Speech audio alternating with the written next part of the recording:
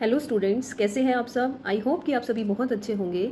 आज का जो वीडियो है उस वीडियो में स्पेशली मैं आप लोगों के लिए लेके आई हूँ कि सीए करने के लिए बहुत सारे लोगों का मन होता है, बट उनके मन में बहुत सारे डाउट्स होते हैं कि हमें सीए करना चाहिए या नहीं करना चाहिए, हमसे सीए हो भी पाएगा या नहीं हो पाएगा, सीए में कितने लेवल्स होते हैं, सीए के लिए कौन कौन से एग्जाम्स देने पड़ते हैं, सीए के लिए रजिस्ट्रेशन कहाँ से करवाना पड़ता है, और सीए करने के बाद हमारा जो करियर होगा उसमें हमारा सैलरी पैकेज क्या रहेगा, और हम लोग कहाँ कहाँ पे जॉब्स या उस जॉब के अलावा क्या क्या ऑप्शंस हमारे पास हो सकते हैं।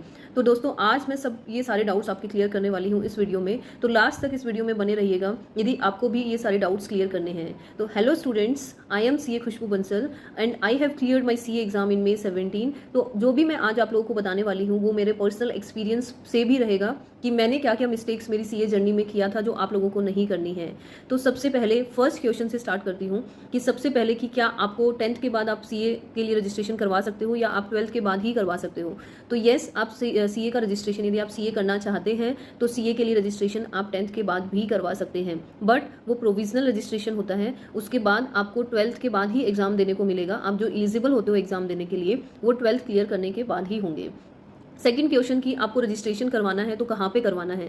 रजिस्ट्रेशन एक इंस्टीट्यूट होता है जो सीए पूरा ऑल इंडिया सीए को गाइड करता है, और वहीं पे सारे रजिस्ट्रेशन होते हैं जो भी सीए करना चाहते हैं उनके। वो इंस्टीट्यूट है ICAI, ठीक है, इंस्टीट्यूट ऑफ चार्टर्ड अकाउंटेंट। तो ये जो इंस्टीट्यूट है वहाँ पे आपको क्या कराना पड़ेगा, रजिस्ट्रेशन करवाना पड़ेगा, और रजिस्ट्रेशन करवाने के बाद आप वहाँ पे एलिजिबल हो जाते हो एग्जाम देने के लिए।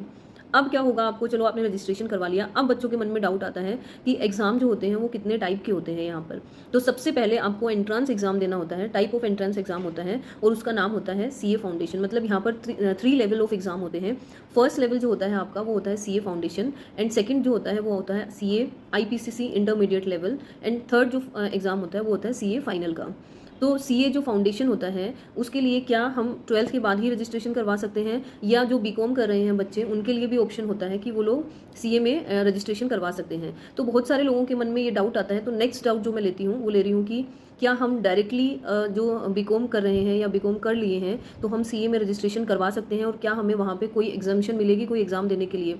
यस, आपको यदि आप बीकॉम स्टूडेंट्स हैं फाइनल ईयर के या आप बीकॉम कर लिए हैं तो आप डायरेक्टली सीए के IPCC या मतलब इंटरमीडिएट लेवल में एंटर हो सकते हैं, और आपको सीए फाउंडेशन का एग्जाम नहीं देना पड़ेगा। ये एग्जामिशन है only for the graduate students. 12th के बाद कोई भी स्टूडेंट सीए करना चाह रहा है तो उसको सीए फाउंडेशन का एग्जाम देना पड़ेगा, लेकिन कोई भी स्टूडेंट जो बीकॉम के बाद सीए करना चाह रहा है उसको सीए फाउंडेशन का एग्जाम नहीं देना पड़ेगा। बट अब नेक्स्ट डाउट बच्चों का आता है कि क्या इसमें कोई परसेंटेज रिक्वायर्ड होते हैं।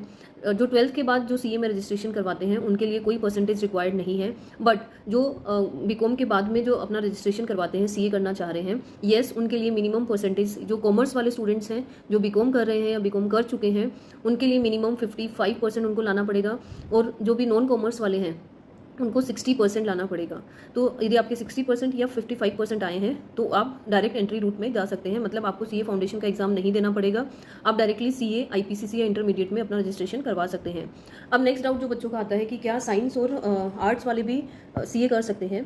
तो येस, कर सकते हैं, बट अगेन वहाँ पे आपका परसेंटेज रिक्वायर्ड रहेगा। यदि आप BSc या BA फाइनल ईयर में या उसके बाद आप कर रहे हैं तो आपको मिनिमम 60% लाना पड़ेगा, और थोड़ा सा स्टार्टिंग में आपके लिए डिफिकल्ट रहेगा। क्योंकि आपका बेस क्लियर नहीं होता है। जो बेस आपका 11 और 12th में बन चुका होता है कॉमर्स स्टूडेंट का, वो आपके साथ यहाँ पे थोड़ा सा डिफिकल्टी आएगी। मैं पर्सनली मेरे एक्सपीरियंस से बताती हूँ कि मेरे पास भी आर्ट्स था, पहले मैं आर्ट्स की स्टूडेंट थी और मैंने बाद में सीए किया था। तो स्टार्टिंग में थोड़ा डिफिकल्ट आपको लगेगा क्योंकि सारी चीज़ें आपके लिए नई होती हैं, बट ऐसा कुछ भी नहीं है कि आप कर नहीं पाओगे, आप उसको ईजिली आप कर सकते हो, डेडिकेशन आपके अंदर चाहिए।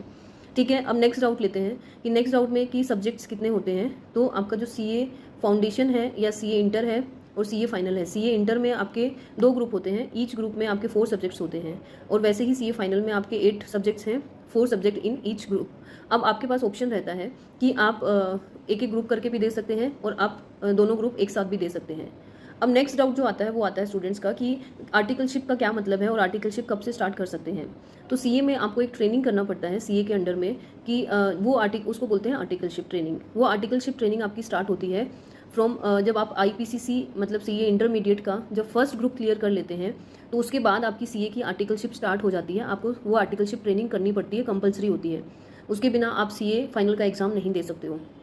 वो आर्टिकलशिप ट्रेनिंग आपकी 3 इयर्स की होती है, वो आपको कंप्लीट करना ही पड़ेगा वो आर्टिकलशिप, और वो इंपॉर्टेंट होता है, आपके करियर के लिए भी बहुत इंपॉर्टेंट है आर्टिकलशिप। और नेक्स्ट जो डाउट आता है बच्चों को वो है, नेक्स्ट डाउट जो बच्चों को आता है वो आता है कि हमें क्या कोचिंग्स लेना चाहिए या सेल्फ स्टडी करना चाहिए। तो अकॉर्डिंग टू मी, और मैं मेरे पर्सनल एक्सपीरियंस से बता रही हूँ कि जो डिफिकल्टीज़ जो प्रॉब्लम्स मैंने फेस की बिना कोचिंग लिए हुए, तो मैं चाहती हूँ कि वो प्रॉब्लम और स्टूडेंट्स ना फेस करें। क्योंकि क्या होता है ना कि कई बार कुछ ऐसी चीज़ें होती हैं जो सेल्फ स्टडी करके हम लोग नहीं समझ पाते हैं, और वो हमें टीचर बहुत ईजिली समझा देते हैं और गाइड हमें अच्छे से करते हैं, और एक आपका रूटीन भी अच्छा बन जाता है जब आप कोचिंग से जाते हैं।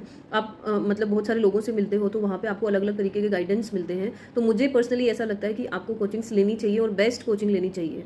यदि आप उतना आपके पास नहीं है उतना फंड, या आप अरेंज नहीं कर पा रहे हैं, तो आप कम जहाँ पे फीस लग रही है आप वहाँ पे कोचिंग्स लीजिए, लेकिन कोचिंग आपको ज़रूर लेना है, और आप इसको एज एन इन्वेस्टमेंट मान के आपको स्पेंड करना है कि ये मेरा इन्वेस्टमेंट है। क्यों? क्योंकि यदि आप एक बार में कोचिंग लेके क्लियर कर गए एग्जाम, तो आपका सैलरी पैकेज अच्छा होगा और वो आपका एक बार में पूरा निकल जाएगा जितना आपने फीस पे की है। तो एज एन इन्वेस्टमेंट आप इसको मान सकते हैं। नेक्स्ट जो डाउट आता है बच्चों को वो आता है कि सैलरी पैकेज क्या होगा। अब सैलरी पैकेज वो डिपेंड करता है आपके 2-3 फैक्टर्स पे डिपेंड करता है। फर्स्ट तो आपकी पर्सनल स्किल पे डिपेंड करता है, सेकंड आपका डिपेंड करता है कि आपने आर्टिकलशिप कहाँ से किया है, और थर्ड डिपेंड करता है कि आपको सीए करने में कितने अटेम्प्ट लगे हैं। यदि आपको मल्टीपल अटेम्प्ट लगे हैं और आर्टिकलशिप भी आपका अच्छे से नहीं हुआ है, तो हो सकता है कि आपको पैकेज उतना अच्छा ना मिले, लेकिन नहीं अच्छा मतलब फिर भी आपको 6 to 8 लाख का पैकेज ईजिली सीए करने के बाद मिल जाता है। लेकिन मैं पर्सनली ये बात बोलूँगी कि टोटली डिपेंड करता है कि आपकी पर्सनल स्किल के ऊपर, कि आप इंटरव्यूअर के सामने कैसे अपने आप को प्रेजेंट करते हो, उस पर ये चीज़ें डिपेंड करती हैं। और ये भी होता है कि सीए में चलो आपको फर्स्ट टाइम सैलरी यदि कम भी मिल रही है, तो सीए में जो ग्रोथ के चांसेस होते हैं वो बहुत हाई होते हैं। आपको एक बार यदि आपकी आर्टिकलशिप अच्छी जगह से नहीं हुई है, या आपको मल्टीपल अटेम्प्ट लग भी गए हैं सीए में, तो आपको स्टार्टिंग में हो सकता है सैलरी कम मिले, लेकिन 2-3 साल के एक्सपीरियंस या एक्सपोजर के बाद आपको कोई नहीं पूछता कि आपको कितना मल्टीपल अटेम्प्ट लगे हैं, आपने आर्टिकलशिप कहाँ से की है। उस टाइम आपका प्रैक्टिकल नॉलेज देखा जाता है, क्योंकि आपके पास सीए की डिग्री है, और उसमें आपको अच्छा खासा आप पैकेज अर्न कर सकते हैं, अच्छी आपकी सैलरी हो सकती है। नेक्स्ट क्वेश्चन जो आता है बच्चों का वो रहता है कि हम लोग तैयारी कैसे करें, हमारी प्रिपरेशन जो है वो कैसे स्टार्ट करें।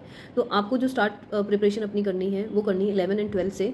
इसके लिए मैं एक सेपरेट वीडियो बनाऊंगी, क्योंकि ये वीडियो बहुत लंबा हो जाएगा, तो इसके लिए सेपरेट वीडियो बनाऊंगी, और आप उस वीडियो में जाके देख सकते हैं कि आपको 11 और 12 से ही कैसे आपकी तैयारी स्टार्ट करनी है। तो आपको यदि आप 11 और 12 में ही आपने डिसाइड कर लिया कि आपको सीए करना है, या बाद में भी आपने डिसाइड किया है, तो आपको यदि आपकी तैयारी अच्छी है और आपको सही तरीका पता है कि कैसे तैयारी करनी है, तो आप इजीली सीए क्रैक कर सकते हैं। आई होप कि स्टूडेंट आपका जितने भी डाउट्स थे सीए से लेके वो क्लियर हुए होंगे। यदि नहीं हुए हैं, या ऐसा कोई डाउट है जो आपका बच गया है, क्योंकि वो पर्सनल टू पर्सनल डिपेंड करता है कि हर बच्चे के डाउट्स क्या हैं, फिर भी मैक्सिमम डाउट्स मैंने यहाँ पे सॉल्व करने के लिए ट्राई किया है। फिर भी आपका कोई भी डाउट रह गया है तो आप कमेंट सेक्शन में मेंशन कर सकते हैं, और वो डाउट आपका मैं ज़रूर रिजोल्व करने का कोशिश करूँगी। Thank you so much students, आपसे कनेक्ट होकर मुझे बहुत अच्छा लगता है, तो प्लीज़ मेरे से कनेक्टेड रहिएगा। Thank you.